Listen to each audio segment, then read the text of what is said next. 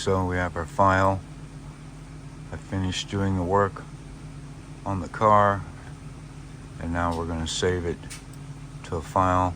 I've got a 2 terabyte drive here. I like to put them on here to save space on my computer, and I can just easily transfer them over to the machine on the USB port. I can send it wireless, but I just kind of like putting it on the drive like that. So inside here, I'll have a Chevy 2 folder, and there it is. Today's the 20th. I created that file yesterday. That's my final file. After doing some testing, it's good to go. So it's on this drive.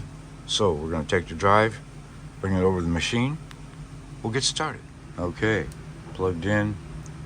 Pretty easy. Yes, this is your Wi-Fi antenna, and I use the Wi-Fi for several projects from smaller files. But sometimes I've had a glitch with communication, and then it interrupts the print. So if possible, and to save space again on my drive, is I like to use the portable drive. Anyway, that's all plugged in. We'll go over here. We'll go to print. We'll go to USB file here, and the Chevy 2 folder is right there. We'll go there, and there it is. That's the file. Yep, that's good. Going to be about 3 hours. So we're just going to hit print. It's going to get started. Let's take old Gort and shut his mouth. All right. Now it's time to work on other stuff. Get something done. Okay, it's finished. Looking pretty good. What I like to do here is I'll take this off, unlock it, take it, and quickly put it right there, and it'll drip into the tank, just to save every drop we can. But looking good. And there you have it, taken off. Just minimal excess dripping off. I like to use that plastic spatula here, and doesn't take very much. And off the build plate, move that over. Now we're going to remove the supports. On mine, I just start pressing in here like this. Doesn't take a lot. Takes a little bit though.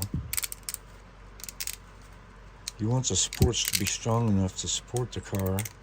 Make sure it has good structural form, but not too heavy to where you can't get it off. But I'm just showing you how long it takes. Sometimes it takes longer. Just depends on the car model, but there we go. And off of there. It's kind of a mess. Now we're gonna get it in the alcohol, get all this scrubbed and cleaned off, but yeah, looking pretty good, huh? Looks like a slot car. And there we go, a little alcohol bubbly. Gonna get it clean here for a few minutes. I do like to take a brush, just like a simple paintbrush, get in the little crevices here when it's done. But I usually go about 5 minutes. Good to go. All right, finished. I just leave it here in the basket, let it drip dry, and we'll just dry it off with a towel. Then we'll get to the body prep. And the final part is curing the resin completely. That's under the UV light. I like these the machines that Elegoo has, but there's other ones. Whatever works best for you, you go with that. I'll go about 6 to 8 minutes on this one. Sometimes I'll flip it upside down, just depends on the model, but usually 6 to 8 minutes. We're fully cured, and then we're ready for sanding and painting. All right, talking about sanding the models, you can see just a variety of sandpaper. I like the fine grit, of course. Gator brand, 3M, doesn't really matter. In between 1,500, 2,000, sometimes 1,000 grit, like I'm going to use now. Some things are just a little heavier. I even pick up some from Hobby Lobby, multiple sheets going down to superfine. It's really good stuff.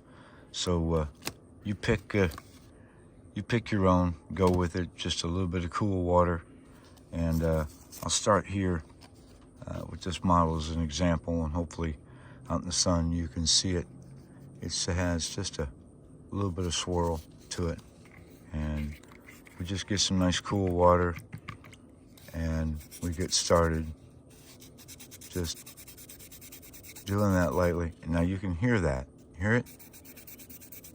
You can hear that whine, and you can feel the sandpaper going over those print lines, right? Hear it? And this is where the 1000 grit comes in. And look at that. I mean, virtually, it doesn't take very long. And just about gone right there. So that's really not a whole lot of body prep. You can see a little bit of it, like right here at the end. Just keep going, a little smoothness. But this really isn't much more than what we do with a model kit. You might wet sand it, get it cleaned and prepped for paint. This is just a little bit more. So again, if you see these in the prints, it's not a big deal. Just go ahead, wet sand it. And I'm letting that build up so you can see it's building up the material. And it's really starting to smooth out. So just a little bit of effort there. So if you are making your own at home and these happen, don't panic. It's going to sand out. Once this is wet sanded, then you throw some primer at it. Maybe give it another wet sand like we usually do. Like I said, it's going to be like it never happened. Here's some of those with those holes, along with some of the lines. Same thing. Hear that? You can hear that whine. You can just hear it scraping across the ridges.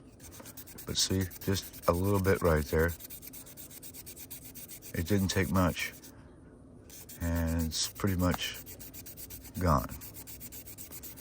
So I'd say that's pretty good. Look at that.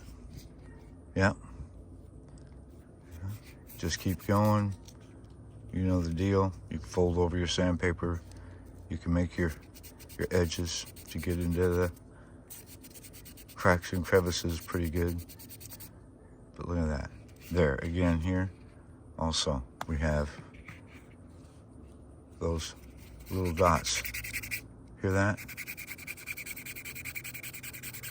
There. Now you can just hear it going away. There we go. And you're gonna have a smooth, very smooth surface. Look at that.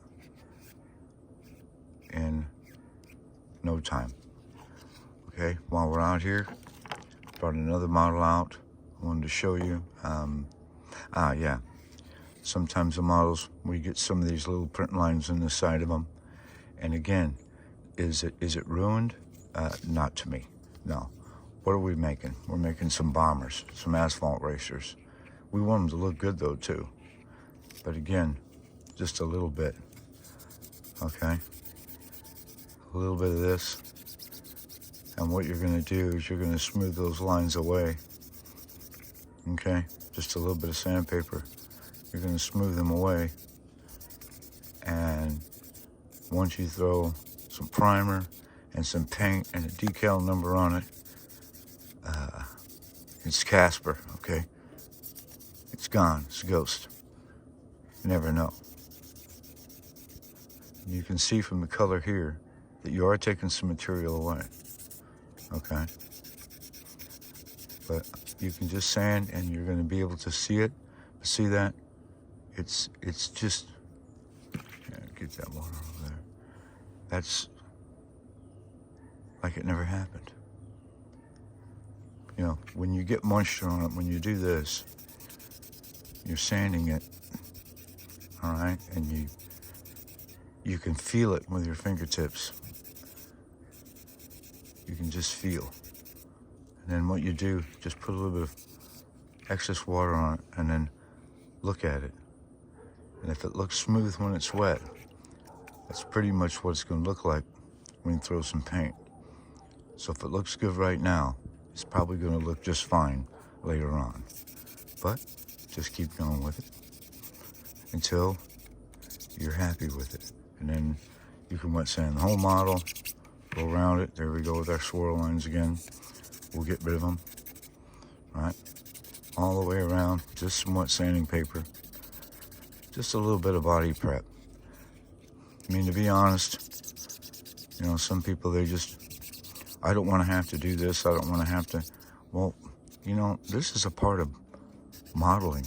It's body prep has always been a part of a good finish on a model. Foundation, okay? Foundation, people. You know, people take model kits out of the box and they shoot paint on it, and next thing you know, you see posts, oh, this paint's crap, it fish-eyed, and this plastic's crap and everything else. No, you clean it, prep it, you know? So if you're wanting to build a custom model here, take a little bit of extra time. Don't get in such of a hurry. Look at that. Those swirl lines are just gone, just like that. 1000 grit, like I said, this is a 1000 grit I'm using.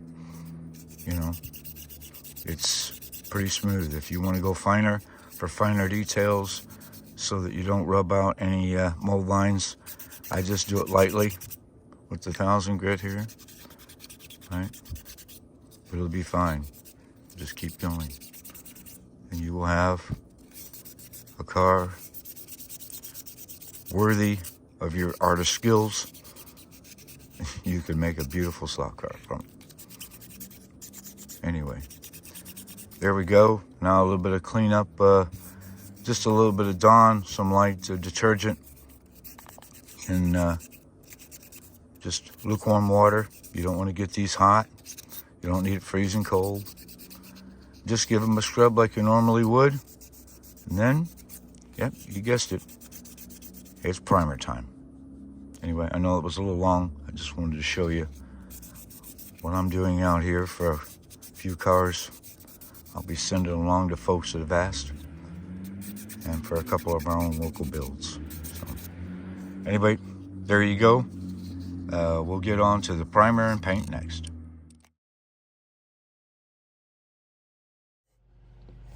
And to help get your wheel wells sanded out right where you want them, you might try doing this little trick. Put the tire on the wheel and then just put the wheel right there, press it on the body, just kind of looking at it. You're just getting a really close approximate for that, and then just take your pencil and do that little number there, and that gives you a nice guide. I did the front as well. So as always, when you're sanding, you know, you take your time, you cut a little bit, test fit, but this helps get you centered and on the right path. I'm just using a light grit, like a 240 grit in the sanding barrel. You can see here how I've shaped it. And as you cut, again, you just want to test. You've marked it up, then you want to take your wheel and you just want to go in here and, yep, a little bit further to go, but you don't really need a heavy abrasive wheel. Just something light. Doesn't take a lot here. You can see how quickly it goes through there. Same here. You can see. So you don't really need a heavy coarse grit barrel to get through this. But again, as you go, just take your wheel and tire there and test fit it until you get the shape you want. And there we go. Like I said, just test fit as you go. Got a few mil clearance. There we go. Like I said, just test fit as you go. And we got a few mil clearance there around there. It's kind of what you want. So pretty easy. Like I said, you don't need that heavy grit sanding barrel. Just take your time, you know, with a light grit, low RPMs. You get right through this resin, not a problem. And if you want to, now's a good time. If you want to complete the look, You can get rid of these supports in the chrome. Okay, just trim that up. Use a fresh X-Acto blade. If you want, you can continue to sand, get rid of the chrome trim. You know, it's all up to you. Get rid of this mirror. Don't need that. There we go. Yeah, we'll trim that away just like that. Now we can go behind here with an X-Acto blade, clean that up just a little bit like that. Some sandpaper. Yeah, it'll look like an oval eraser here soon enough. Now, these little files like this, Harbor Freight, etc., they're just the low-cost budget tools, but they work perfectly for this kind of work. And you can just get in there, file those areas down, you know, and these come in all different shapes, sizes. I have several different brands, just whatever I can find, from rat tail, tries. They work great. Getting the little areas here, like right there by the A pillar. You can use a try right there. Just get in there and file that away. Just deburr it, get it cleaned up.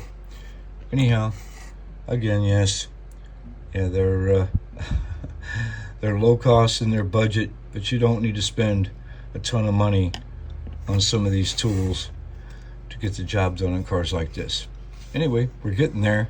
I'm going to clean that up. I think we're going to give it a final sanding. Get some primer on this thing. So we're just running some cold water to rinse them off here.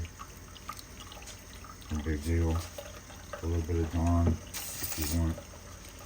Just to clean off that sanding residue like that. And a little soft bristle brush just to get into the grill areas, just like that. That's all you really need. Just making sure it's clean. Get it rinsed off. And then just move on to the next one. Don't need any heavy detergent, just a little brush just to get in there like that. Pretty simple. Now we'll rinse these off, paper towel to dry off. About as ready as it gets. And there we have it. I just hit it with some more 1000 grit. Looks pretty smooth to me. Just a little bit of wet sanding, making sure the wheel wells, everything, all these edges are just kind of rounded off and smooth here. And we're good to go, ready for primer. As far as the primer is concerned, just use the brand that you're comfortable with, whatever that is. Tamiya, Rust-Oleum, this works very well. I use this all the time and it's safe on this resin. I also use the Ace brand. If you want your base coat to be a little bit brighter for certain colors, you can go ahead and hit that with some white. And if you like the airbrush, this Mr. Surfacer 1000 by Mr. Hobby, this is some really good stuff. I know a lot of folks that like it. But again, you pick the brand that you're comfortable with. So anyhow, hope this helps you. I'm going to give this a little bit of base coat.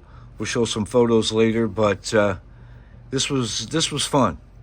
This is what it's all about. I like to have this kind of surface right here.